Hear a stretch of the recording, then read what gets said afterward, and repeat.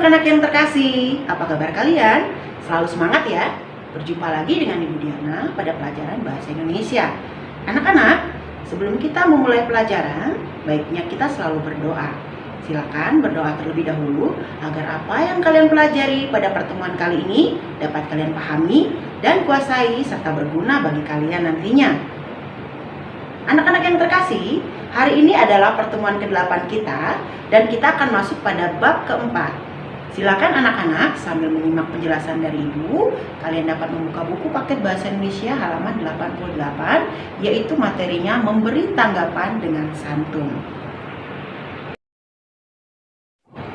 Kompetensi dasar kita pada hari ini adalah yang pertama, mengidentifikasi informasi berupa kritik, sanggahan, atau pujian dari teks tanggapan mengenai lingkungan hidup, kondisi sosial, atau keragaman budaya yang didengar atau dibaca. Selanjutnya, kita akan menyimpulkan isi teks tanggapan berupa kritik, sanggahan, atau pujian mengenai lingkungan hidup, kondisi sosial, dan atau keragaman budaya yang didengar dan dibaca. Anak-anak, untuk mengawali materi kita tentang teks tanggapan, Ibu akan menjelaskan terlebih dahulu apa itu tanggapan. Menurut Kamus Besar Bahasa Indonesia, tanggapan adalah sambutan terhadap ucapan, baik kritik atau komentar mengenai sesuatu yang diterima oleh panca indera, misalnya bayangan dalam angan-angan. Alasan yang dikemukakan dalam sebuah tanggapan harus dapat memberikan dukungan atau solusi permasalahan yang dibahas. Jadi, dapat kita simpulkan bahwa teks tanggapan adalah teks yang berupa tanggapan dalam bentuk pujian atau dukungan, hingga sanggahan, kritik, dan penolakan terhadap suatu karya, hal atau peristiwa yang diberikan oleh penanggap sebagai bentuk apresiasi atau saran yang dapat membangun. Materi selanjutnya tentang ciri-ciri dari tanggapan.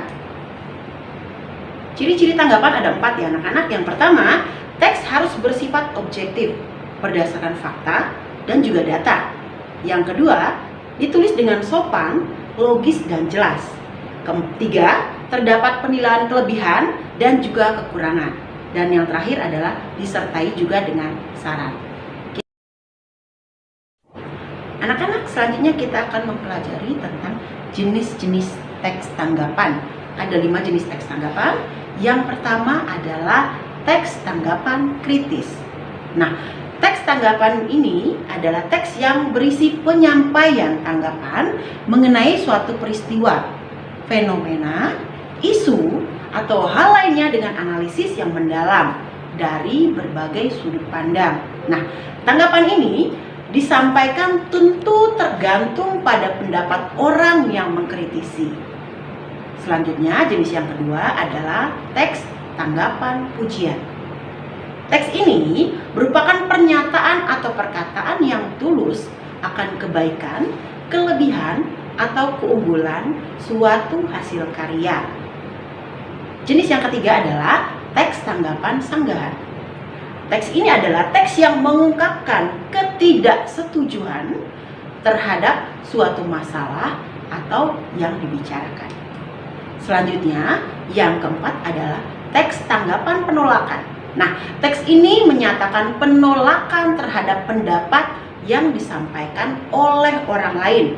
Dan yang terakhir adalah teks tanggapan persetujuan. Nah, teks ini yang menyatakan setuju atau pro dengan suatu pendapat atau karya. Nah, anak-anak sudah mulai memahami ya sedikit mengenai teks tanggapan. Baik, kalau sudah, kita akan coba untuk menemukan informasi penting dari teks tanggapan.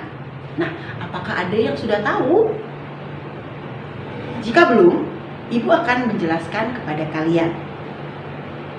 Anak-anak, yang pertama kalian lakukan adalah tentu saja dengan membaca dengan teliti teks yang kalian harus pahami. Lalu, tulis bagian-bagian penting yang akan kalian temukan. Dan yang terakhir adalah pahami lebih dalam tentang teks tersebut. Nah, itu adalah cara bagaimana kalian untuk menemukan informasi penting dari teks tanggapan. Anak-anak yang terkasih, kasih. Lalu bagaimana cara kita menentukan kesimpulan dari teks tanggapan itu?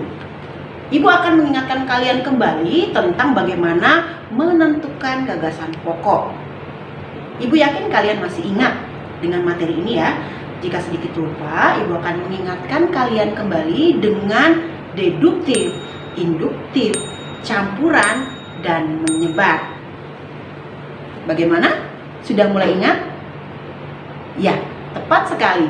Anak-anak, kita akan mencoba menentukan gagasan pokok berdasarkan letak kalimat utamanya. Nah, bicara tentang deduktif, tentu saja letak kalimat utamanya berada di awal atau kalimat pertama.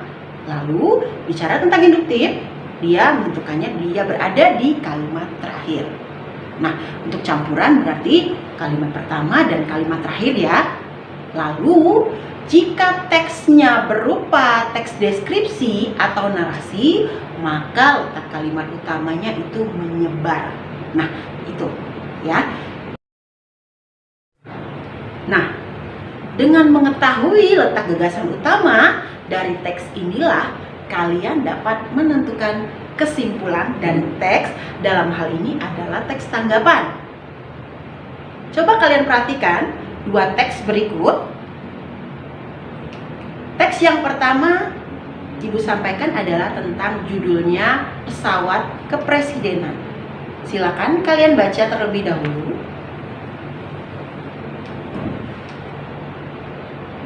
Lalu teks kedua adalah pengaruh gadget terhadap remaja.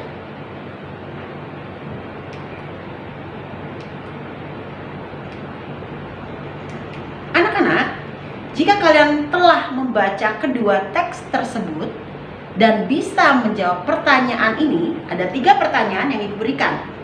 Yang pertama, menurut kalian masing-masing teks tersebut termasuk jenis teks tanggapan apa? Kedua, manakah kalimat yang menegaskan hal tersebut? Ketiga, hal-hal penting apa saja yang dapat kalian temukan dari masing-masing teks? Tidak terlalu sulit ya.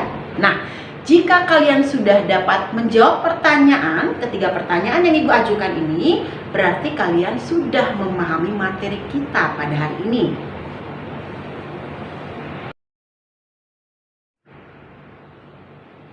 Anak-anak yang terkasih, terima kasih untuk pembelajaran kita kali ini. Ibu harapkan kalian semua dapat memahami dengan baik apa yang Ibu sampaikan tadi. Sampai jumpa di pertemuan berikutnya. Ingat ya, untuk selalu menjaga kesehatan. Tetap semangat, Tuhan memberkati kita semua. Salam Tarakanita, satu hati, satu semangat. Tarakanita, yes. SMP Sin Carolus, itu pasti. Terima kasih, bye.